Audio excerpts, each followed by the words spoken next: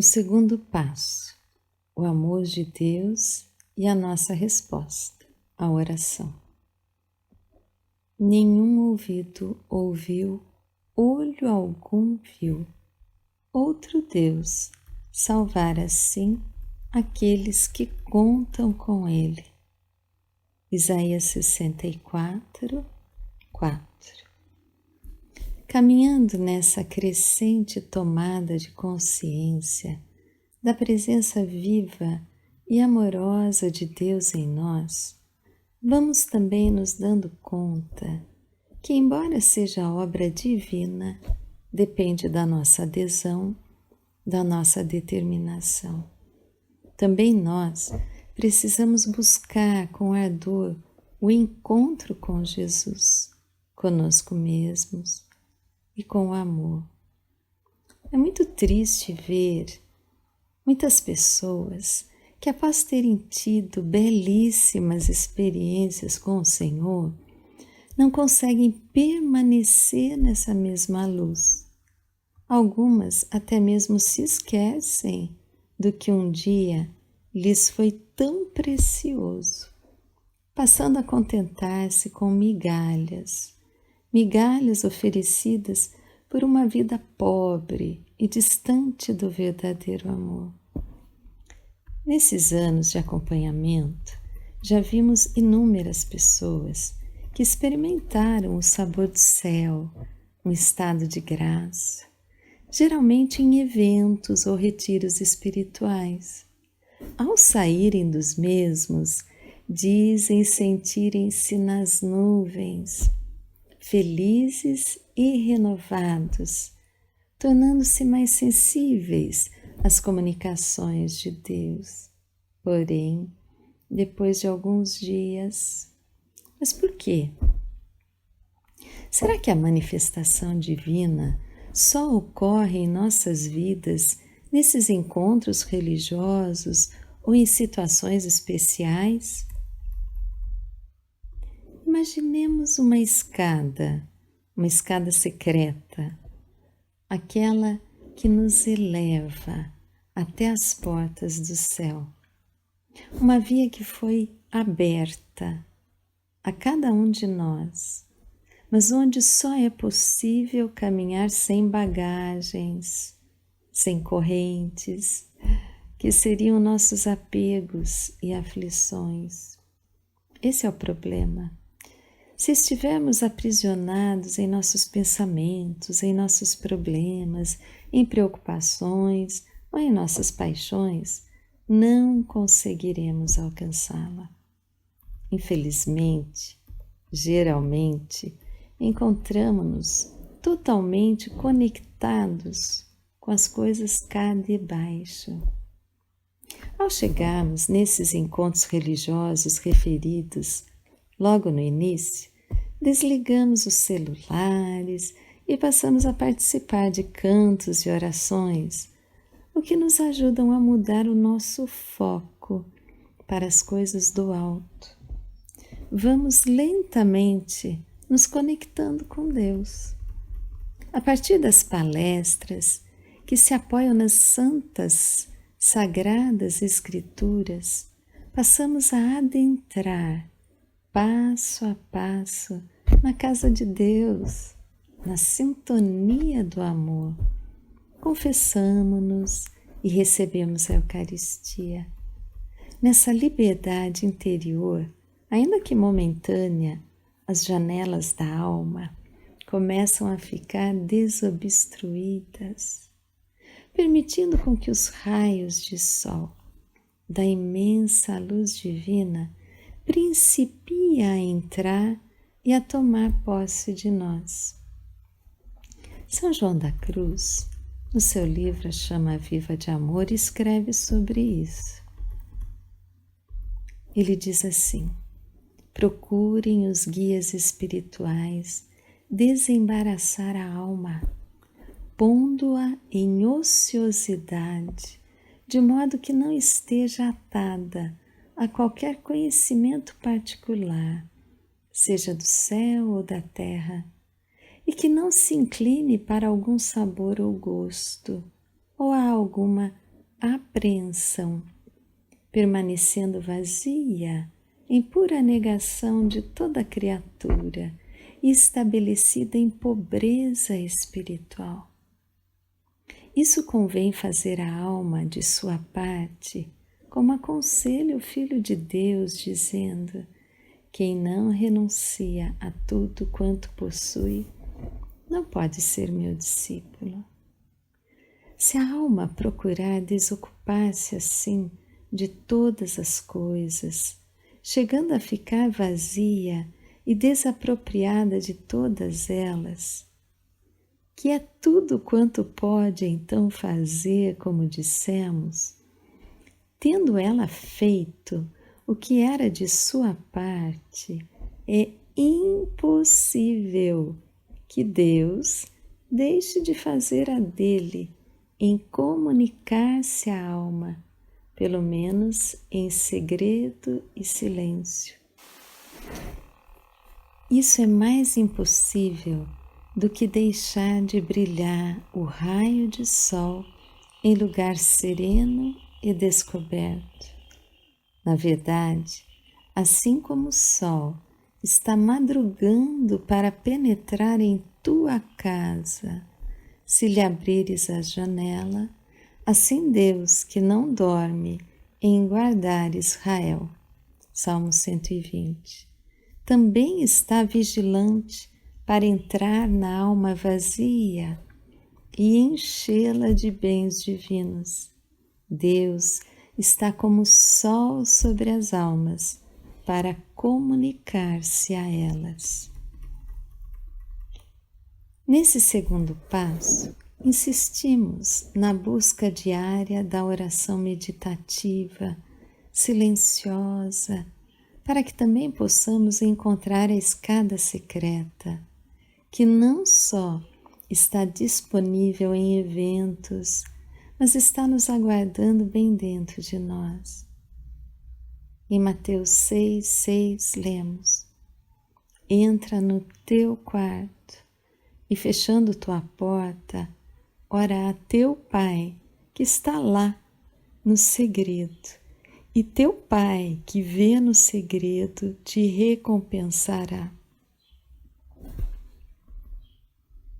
Pedi e vos será dado, buscai e achareis, batei e vos será aberto, pois todo o que pede recebe, o que busca acha, e ao que bate se lhe abrirá. Quem dentre vós dará uma pedra a seu filho, se esse lhe pedir pão? Ou dará uma cobra, se esse lhe pedir peixe? Ora, se vós, que sois maus, sabeis dar boas dádivas aos vossos filhos, quanto mais vosso Pai, que está nos céus, dará coisas boas aos que lhe pedem. Mateus 7, de 7 a 11.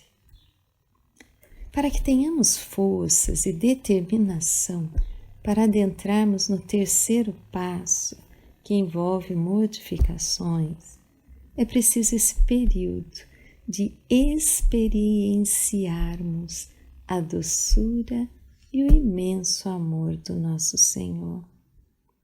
Costumamos, nesse passo, sugerir a leitura do nosso livro, Oração, Diálogo de Amor e de Amizade, que também está disponível, onde refletimos os pormenores dessa imensa conquista em nossas vidas. Nada nos é mais importante do que o nosso encontro e consequente processo de união amorosa com Deus. Tudo mais é consequência.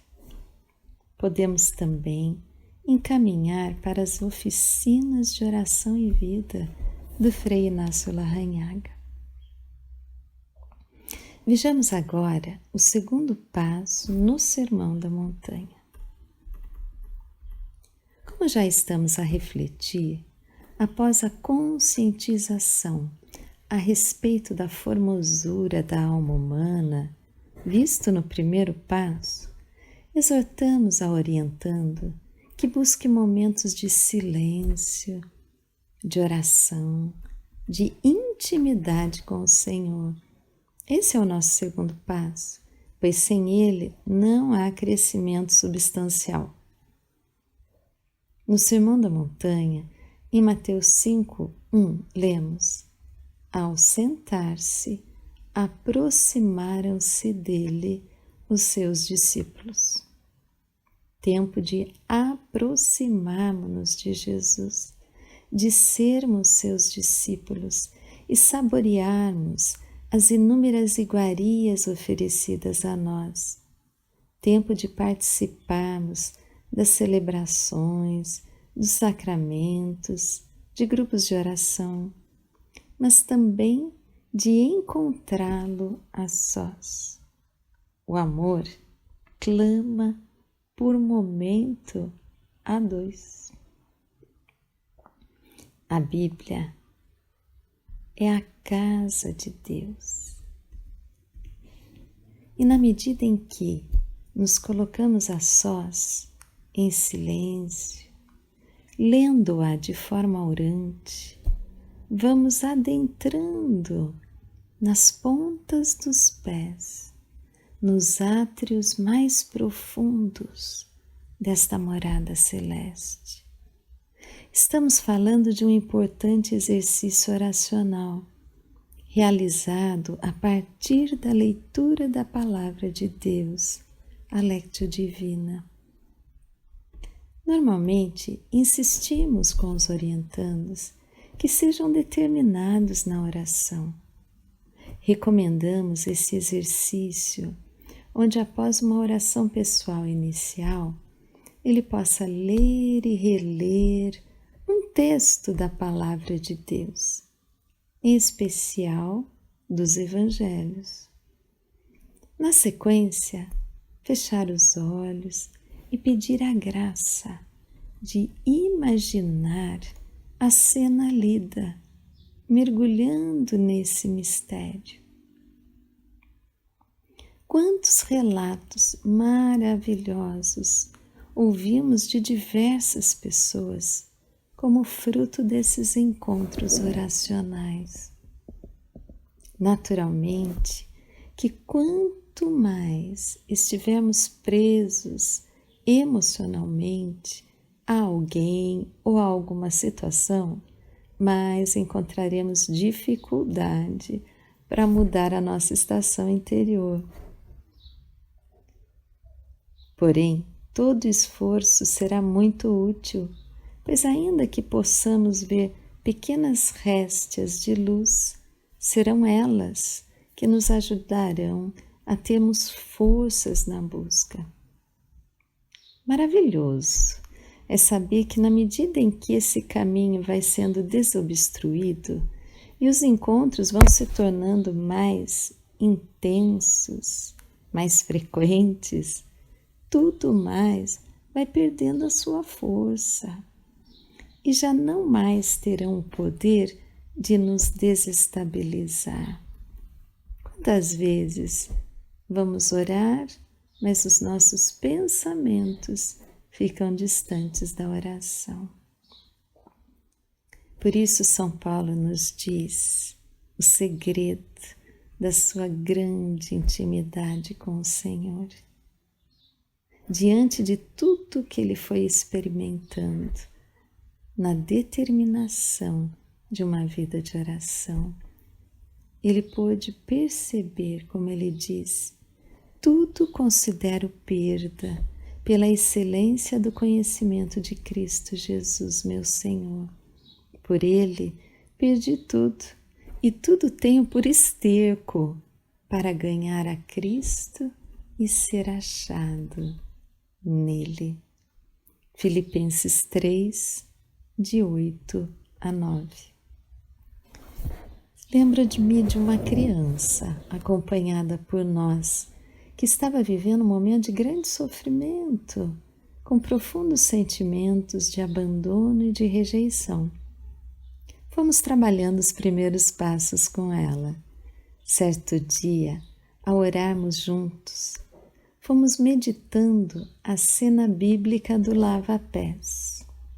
Porém, ao abrir os olhos, perguntei: como foi?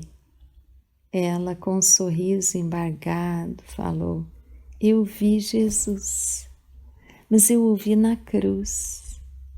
Ele olhou para mim, repleta de lágrimas, com profunda emoção, prosseguiu: ele falou que me ama muito.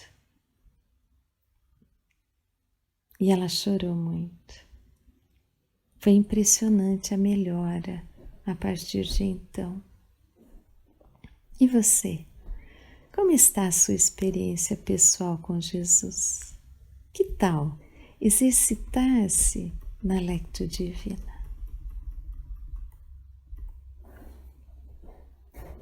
Vejamos agora o segundo passo no rosário.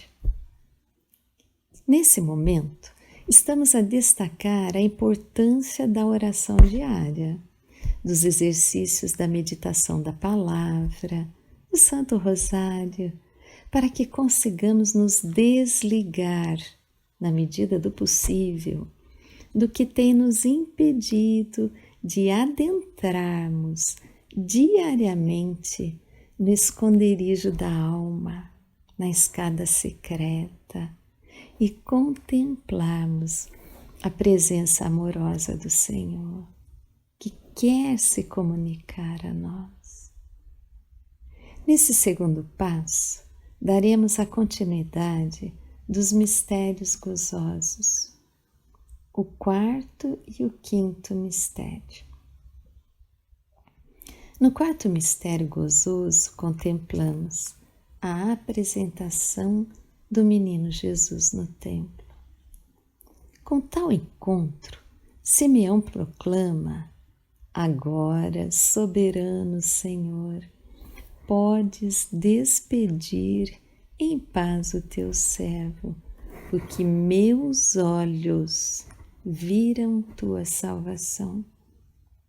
A profetisa Ana também louvava a Deus, ela que não deixava o templo, servindo a Deus dia e noite com jejuns e orações.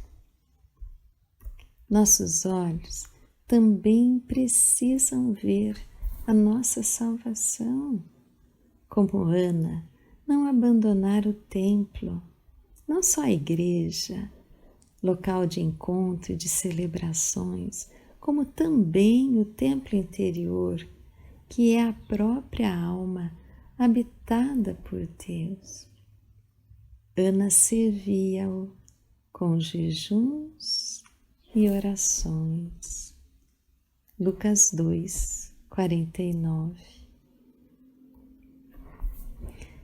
No quinto mistério, contemplamos a perda e o encontro do menino no Templo de Jerusalém.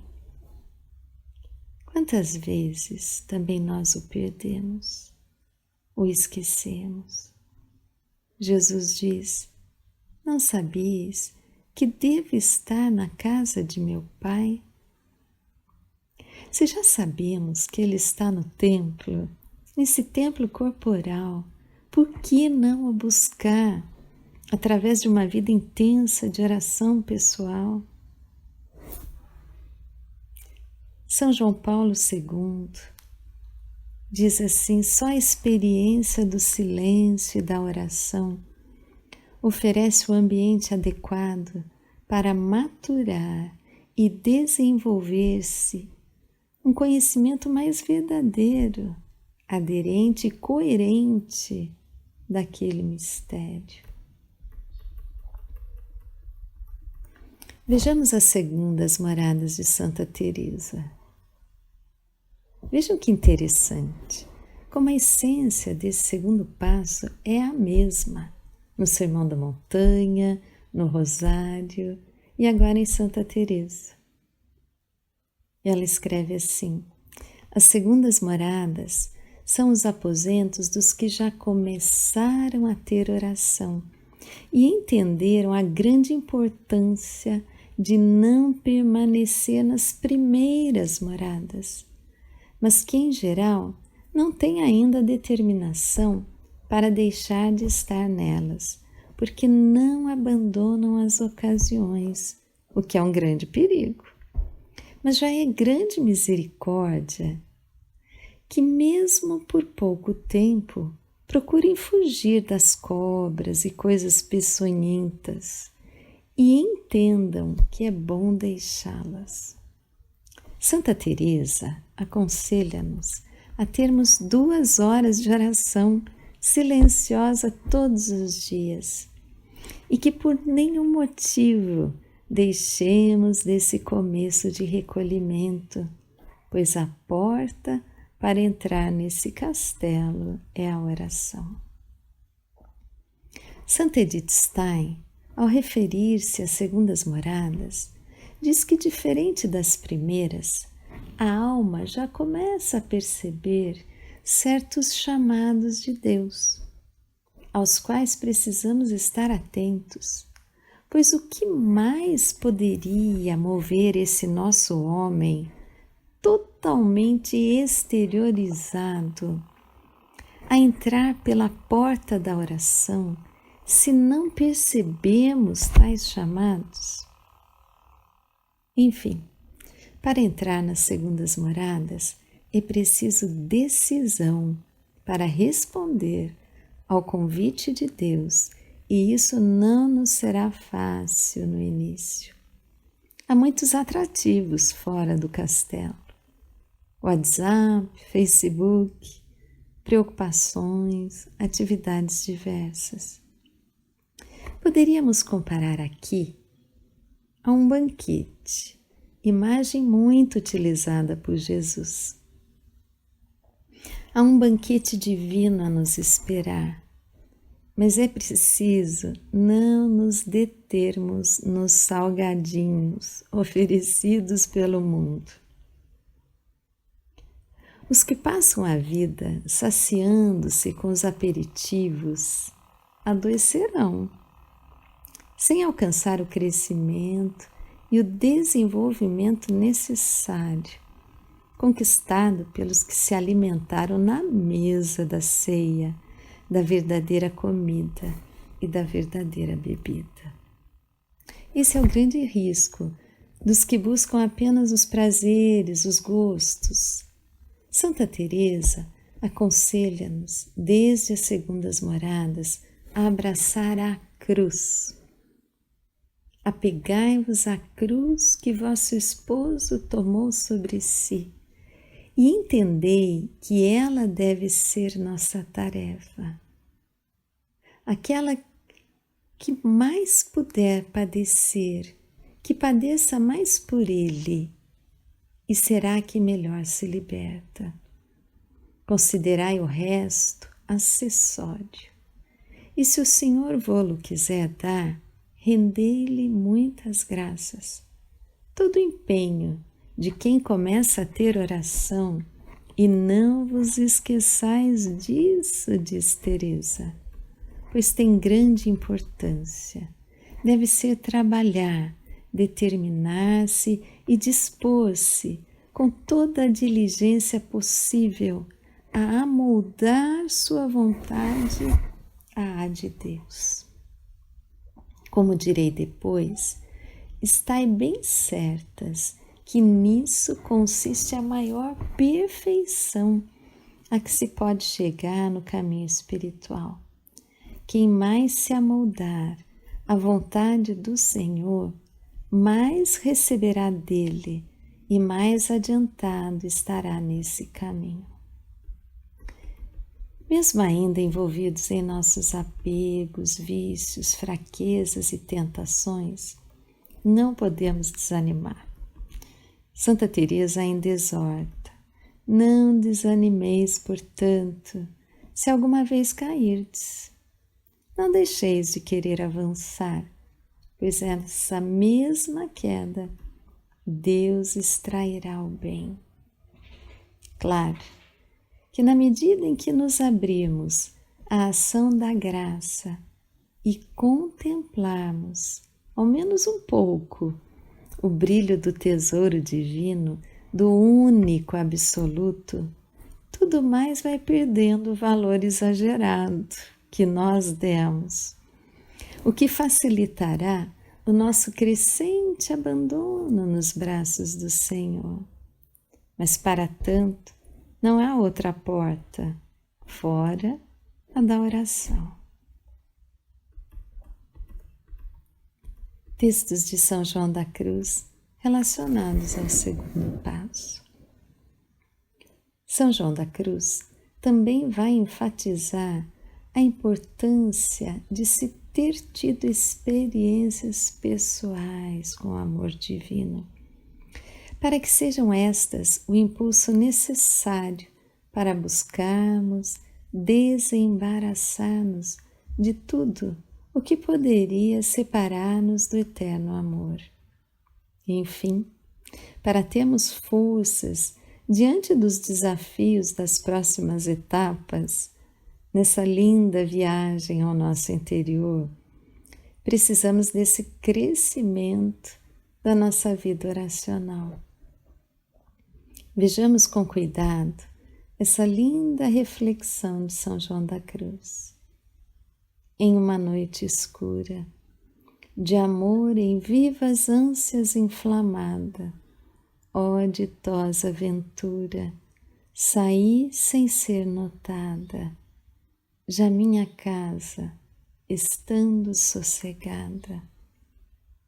Explicação da canção.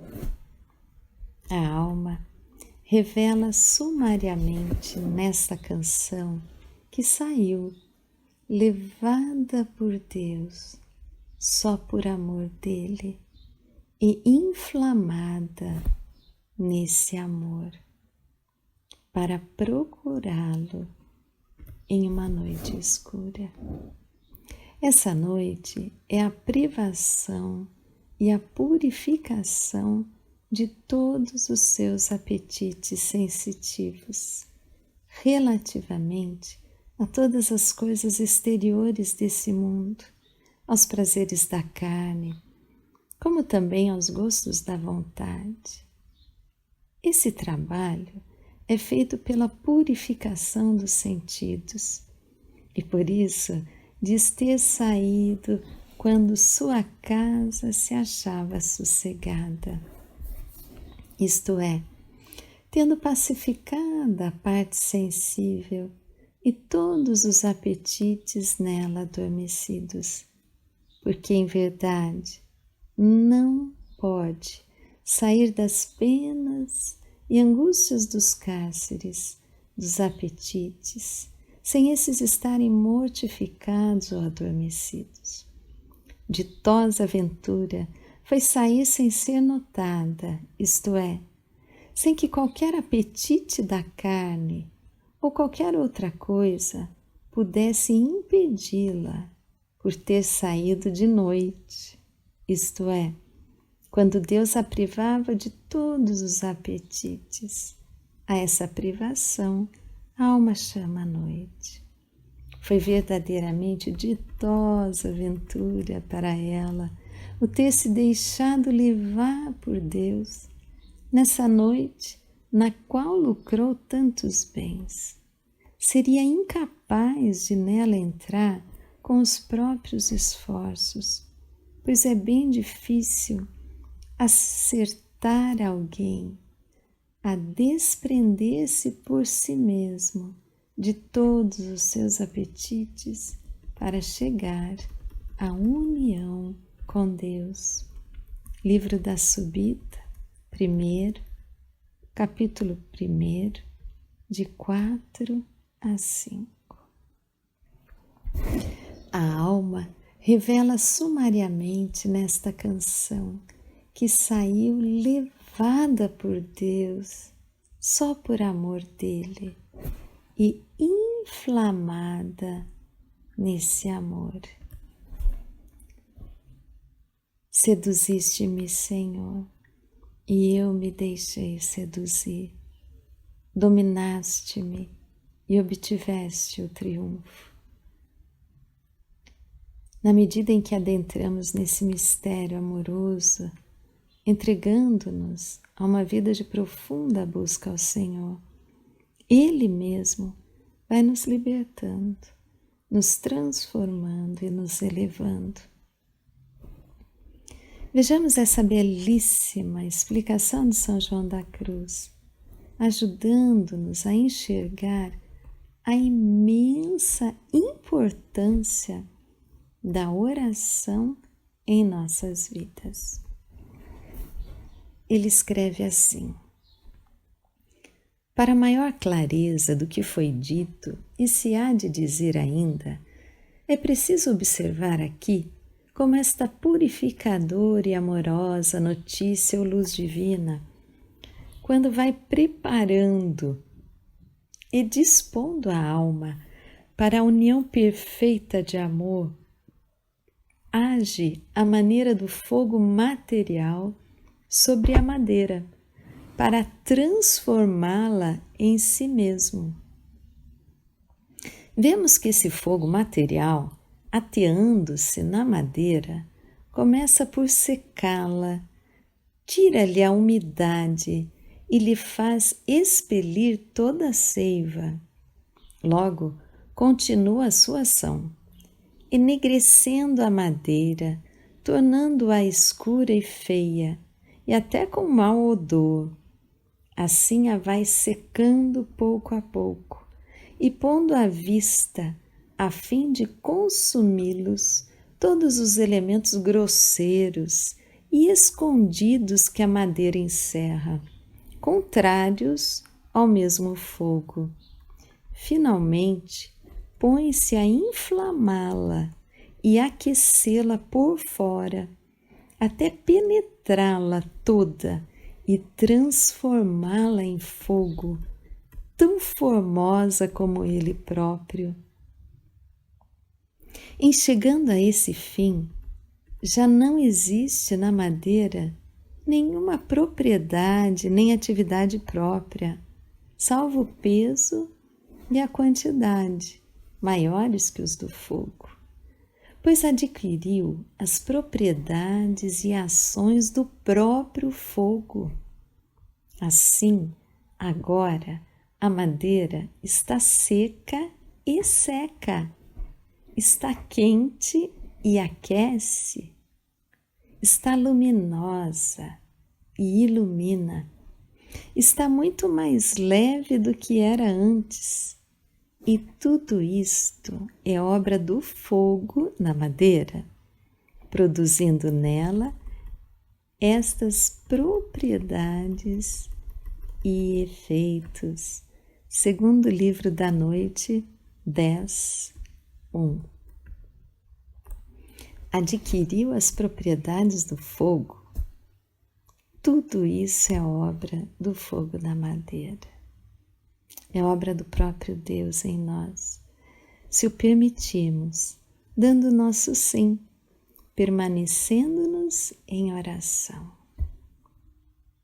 Meditemos nesse belíssimo texto do nosso Santo Padre. No entanto, dizes: se está em mim aquele que minha alma ama, como não o acho nem o sinto? A causa é estar ele escondido, e não te esconderes também para achá-lo e senti-lo. Quando alguém quer achar um objeto escondido, há de penetrar ocultamente até o fundo do esconderijo onde ele está. E quando o encontra, fica também escondido com o objeto oculto. Teu amado esposo é esse tesouro escondido no campo de tua alma, pelo qual o sábio comerciante deu todas as suas riquezas. Convém, pois, para o achares, que esquecendo todas as tuas coisas e lhe aliando-te a todas as criaturas, te escondas em teu aposento interior do espírito e, fechando a porta sobre ti, isto é, tua vontade a todas as coisas, ore a teu Pai no segredo. E assim, permanecendo escondida com o amado, então o perceberás às escondidas e te deleitarás com ele às ocultas, isto é, acima de tudo o que pode alcançar. Eia, pois, alma formosa, já sabes agora que em teu seio mora escondido o amado de teus desejos. Procura, portanto, ficar com ele bem escondida, e no teu seio o abraçarás e sentirás com afeto de amor. Olha, que a esse esconderijo te chama o esposo, por Isaías dizendo: anda, entra em teus aposentos, fecha tuas portas sobre ti, isto é, todas as tuas potências a todas as criaturas. Esconde-te um pouco até o momento. Quer dizer, por esse momento da vida temporal. De certo, se nessa vida tão breve guardares, ó alma, com todo cuidado teu coração, como diz o sábio, sem dúvida alguma, dar-te-á Deus o que promete Ele mesmo, por Isaías nesses termos: dar-te-ei os tesouros escondidos e descobrir-te-ei a substância e os mistérios dos segredos. Essa substância dos segredos é o mesmo Deus, pois é Ele a substância da fé e o seu conceito, segundo a mesma fé, o segredo e o mistério. Cântico 1, de 9 a 10. Eu convido você nesse momento a fechar os seus olhos, soltar os seus ombros, respira fundo pelo nariz, solta o ar pela boca, vai entregando ao Senhor Jesus todas as tuas preocupações, os teus medos, os teus apegos. Permita-se um momento de liberdade, porque você nasceu para ser como uma águia que voa alto, livre no céu. Deixa que o Senhor vá tirando todos os aros que formam uma gaiola espiritual que nos impede de alçar um alto voo. Vai soltando o seu corpo, vai pedindo a graça de estar inteiramente com Jesus, o nosso bom pastor, nosso amigo, nosso companheiro de viagem. Vai pedindo que o Espírito Santo de Deus venha como uma linda cachoeira. Peça essa graça de imaginar uma cachoeira linda, imensa, com águas caudalosas que vão inundando toda a tua mente, os teus olhos, ouvidos, tua boca, os teus cabelos. E por onde esta água toca, a vida renasce, a vida é restaurada. Não há escuridão que resista a tamanha luminosidade que esta água traz. Deixe que esta água cristalina vá lavando o teu coração, todo o teu ser, sendo inundado do Espírito Santo de Deus. Deixa que Ele vá aliviando todo o peso dos teus fardos, toda a tua tristeza, todas as tuas frustrações. Mas veja que isso que você possa estar enxergando como negativo, às vezes até como sem saída,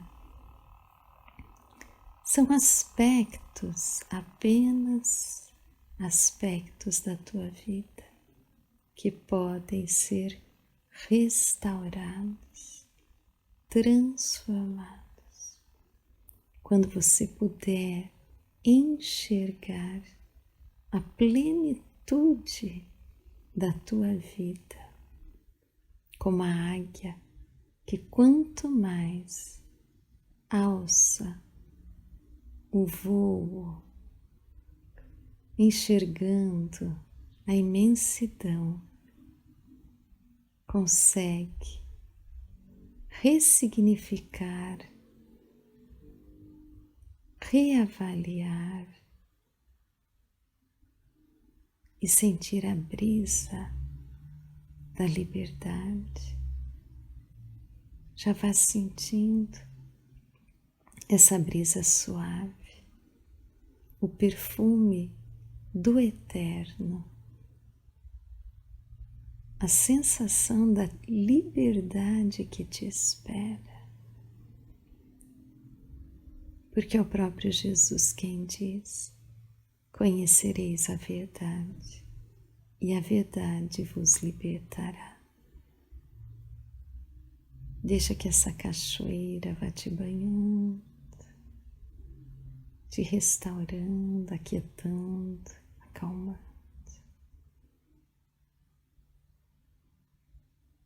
Experimente a solidão sonora que diz São João da Cruz.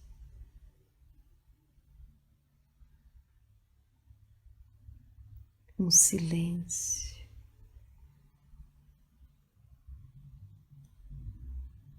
Um silêncio que transmite uma belíssima música do amor, porque Deus ama você e te ama demais, demais.